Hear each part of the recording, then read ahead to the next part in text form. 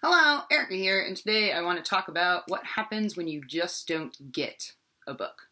So, I want to talk a little bit about what that means, and then I'm going to talk about some books that I just did not understand.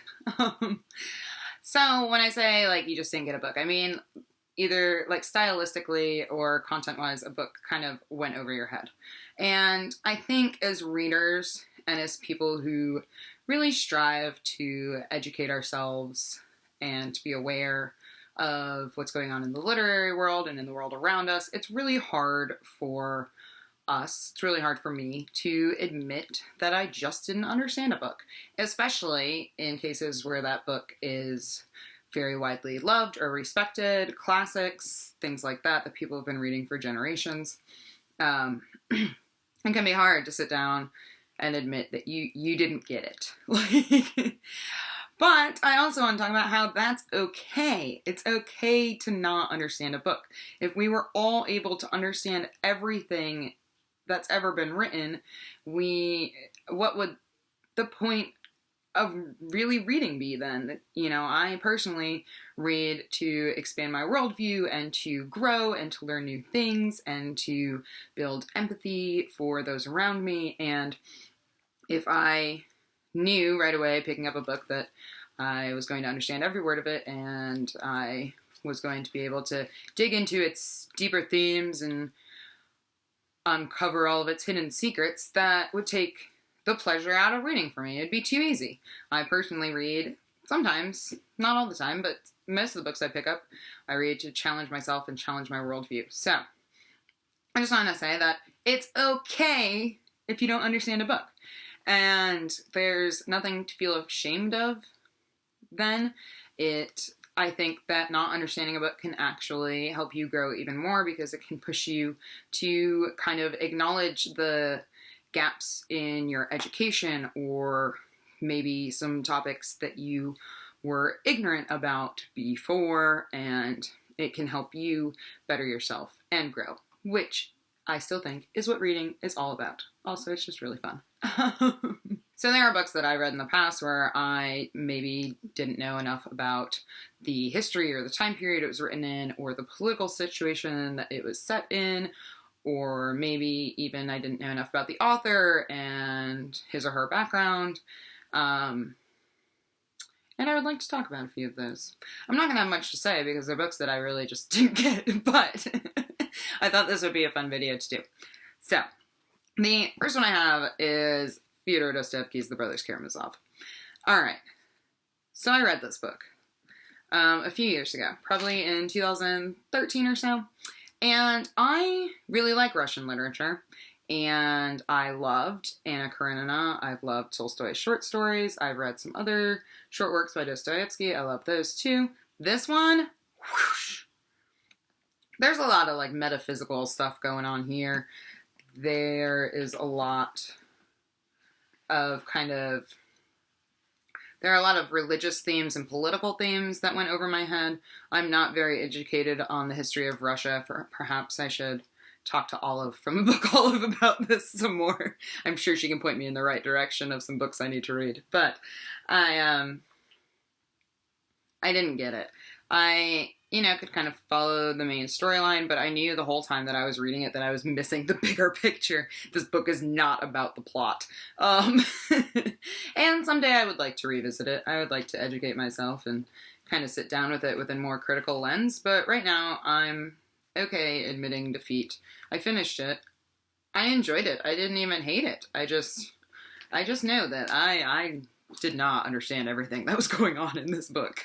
The next book I have actually talked about on my channel in my very early days on BookTube, and that's Satching Towards Bethlehem by Joan Didion. So, this is the first and only of Didion's works that I've read, and I picked it up because everyone raves about Joan Didion. There's a cult following, right?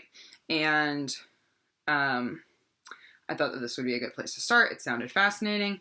I really liked, so this is a collection of essays and journalism that Didion wrote.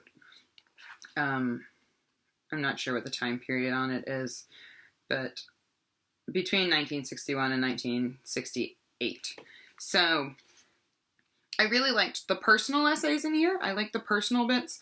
There's a really good essay on keeping a notebook, and there's another really good essay on self-respect, which I adored, and I have since revisited.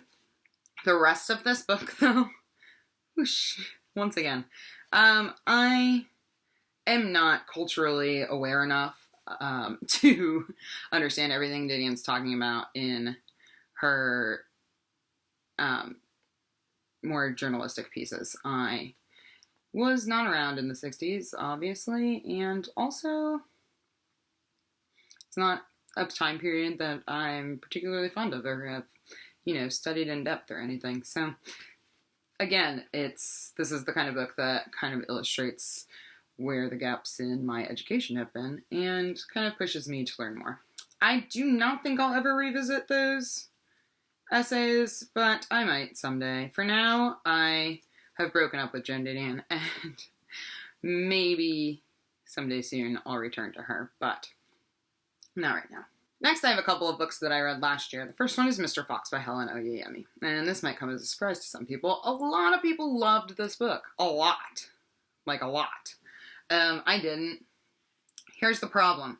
I listened to this on audiobook, which I think was a really bad idea, because this is like one of those, like, it's a story, it's seriously meta. It's a story within a story within a story, and then the characters in the story are real, and then they're not, and that's all I got out of it, basically. It was very hard to follow on audiobook because it jumps around a little bit in perspective and time, and nope. I did not get it. I would really like to read more of Oyeyemi's works, though. This one I was just not particularly fond of, because I know she was trying to tell me something, but I still don't know what it was that she was trying to tell me. Lastly, I have a book that I did not even bother to finish, and that is Jorge Luis Borges' Labyrinth. So this is a collection of essays, parables, and short stories. I read all of the parables, which is this much of the book. This side. Not this much. This much.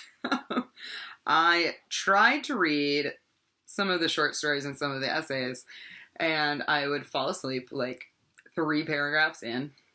It's very dense. It's very pedantic, and I could not. And I read pieces by Borges when I was in college because I studied English literature and Spanish, so I did a lot of Spanish literature, and I do not remember it being this difficult. It could be the translation, but I don't think that's the case, and I'm not even sure who it's translated by. I think it's a variety of translators. Different pieces are translated by different people. Anyway, I don't know what it is about this, but if you know what this book is about, you should tell me, because I have not a clue. It's a pretty book, though. Yeah, it's pretty cool.